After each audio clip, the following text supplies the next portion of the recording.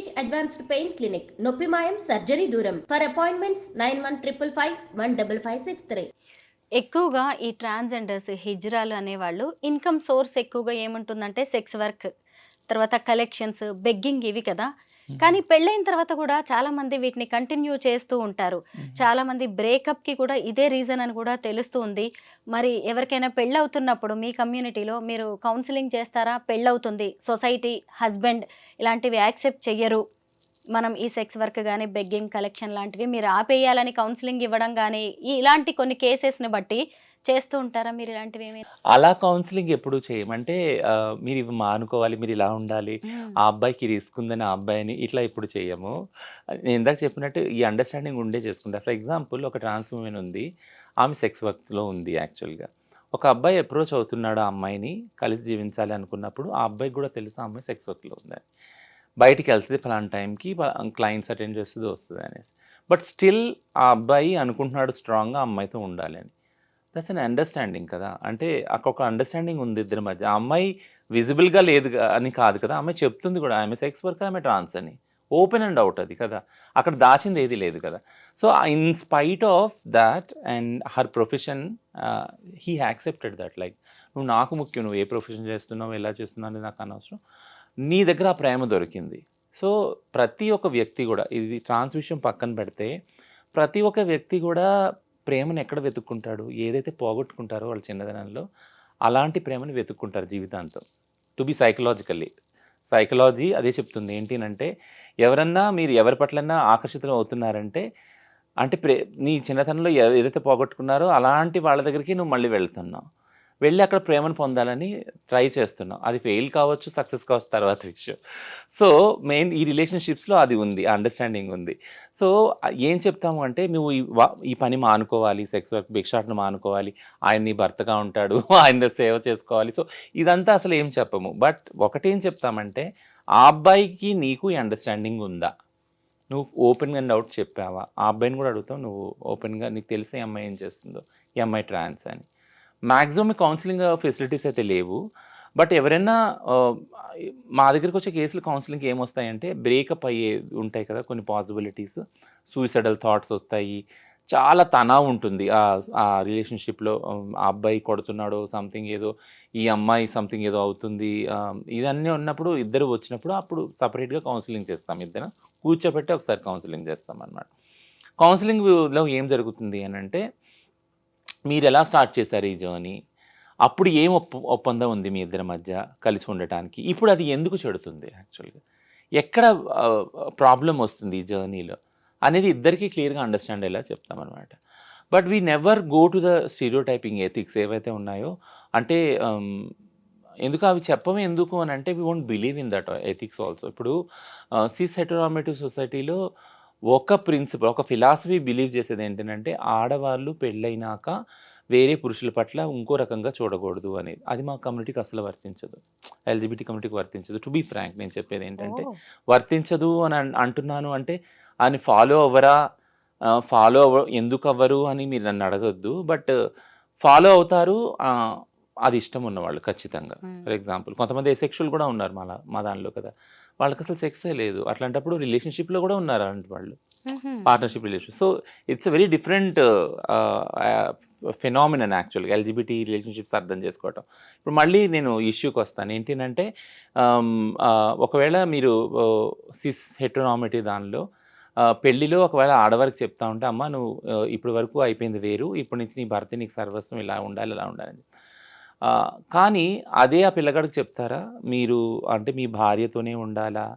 వేరే అమ్మాయిని చూడకూడదు, వేరే అమ్మాయితో మాట్లాడకూడదు, వేరే అమ్మాయితోటి నైట్ ఔట్స్ చేయకూడదు, వాళ్ళని సినిమాలు తీసుకెళ్ళకూడదు, షికారు ఇది చెప్పరు కదా! ఎందుకంటే సొసైటీ ఆల్రెడీ వాళ్ళకి ఆ టికెట్ ఇచ్చేసింది. ఫ్రీ టికెట్ మగవాళ్ళకి ఏంటనంటే, నువ్వు పెళ్ళైనా గానీ నువ్వు మగాడివే, పెళ్లి కాకపోయినా మగాడివి, ఎక్కడున్నా మగాడివే, ఏ రిలేషన్‌షిప్‌లో ఉన్నా మగాడివే. And you have every single freedom like మీరు ఎలా అన్నా ఉండొచ్చు, ఎలా అన్నా రిలేషన్‌షిప్‌లో ఎళ్ళొచ్చు. ఆ డిస్‌రెస్పెక్ట్ అనేది వాళ్ళకి పెంపకంలోనే తీసుకొచ్చేసాం గదా! సో, జెండర్ బేస్డ్ వయలెన్స్‌లో ఇదే చెప్తాం మనం. ఏంటినంటే నువ్వు ఆడమక్తివి అన్నంత మాత్రాన నువ్వు నీ స్వతంత్రాన్ని, సమానత్వాన్ని కోల్పోవాల్సిన అవసరం లేదు. ఒకవేళ దాన్ని డిస్టర్బ్ చేస్తుంటే ఏ రిలేషన్‌షిప్ అయినా you have to fight for that. You have to stand to the equal ideals and equal freedom with in the relationships అని నేర్పిస్తాం కదా. సో అందుకే నేను ఎప్పుడు ఏం చెప్తానంటే, మీరు అడిగిన ప్రశ్న రాంగ్ ఎందుకు అన్నాను అంటే, ఎల్జిబిటీ రిలేషన్షిప్స్లో మేము అలా చూడము. ఒకవేళ ఆ అబ్బాయి బయట రిలేషన్షిప్స్లో ఏది వెళ్ళినా, ఈ అమ్మాయి వెళ్ళి చెప్పినా, ఆ అండర్స్టాండింగ్ ఇద్దరికి ఉంటుంది ఆ కమ్యూనిటీలో. అది తెలుసుకొని దగ్గరికి వస్తారు. ఇది కాక వేరే ఇష్యూస్ ఏవో ఉంటాయి కాబట్టి వాళ్ళ మధ్య కలహాలు అవుతాయి. It can be anything. Me community rules and guide lines ఎలా ఉంటాయో మాకు అంటే సొసైటీకి తెలియదు కాబట్టి మీలాంటి వాళ్ళ ద్వారా తెలియజెప్దామనే ప్రయత్నం మాది, మీకు తెలుసు ఆ విషయం. అయితే రచన ఇంకొకటి ఏంటంటే, ఎక్కడ కూడా అంకిత రాజ్ విడిపోయినట్టుగా లీగల్గా డివోర్స్ తీసుకున్నట్టుగా అయితే లేదు. కానీ వీళ్ళు పెళ్లి చేసుకునేటప్పుడు అందరినీ పిలిచే చక్కగా పెళ్లి చేసుకున్నారు. ఎంత హ్యాపీ లైఫ్ లీడ్ చేశారో మనం అందరం చూసాము. అయితే ఇప్పుడు వీళ్ళు మ్యూచువల్గా దూరమైనట్టుగా కనిపిస్తోంది. అంటే మీ కమ్యూనిటీ మధ్య ఏమైనా జరుగుతుందా? మీడియేషన్ చేస్తారా?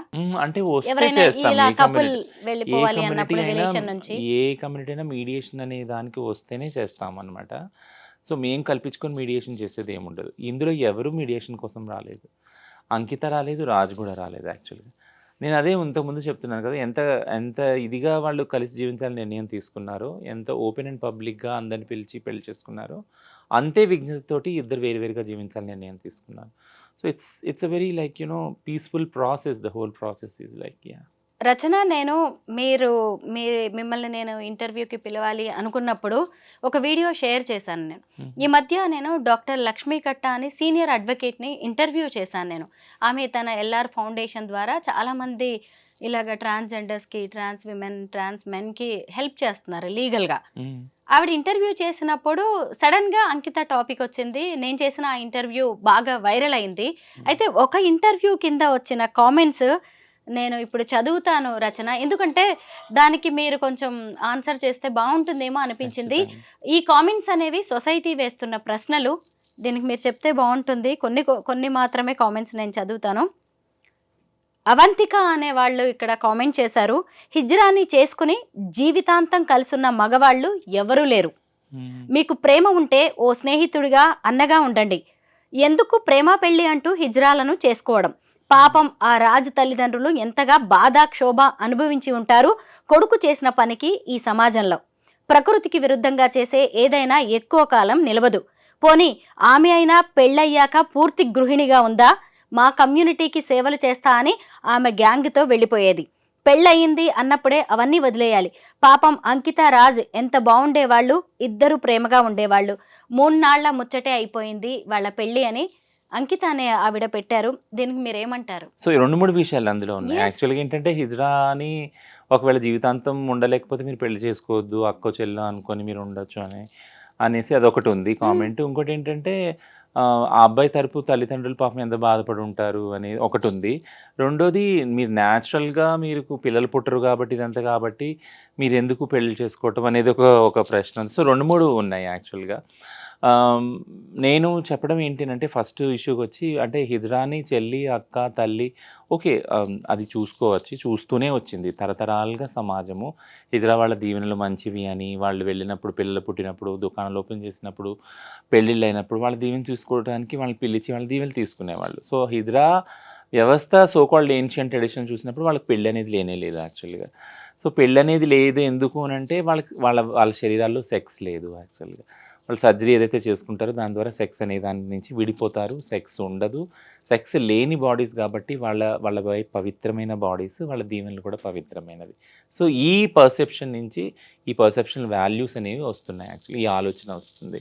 వాళ్ళు అంటే అక్క చెల్లిగా ఉండొచ్చు, తల్లిగా ఉండొచ్చు, పెళ్లి చేసుకోకూడదు.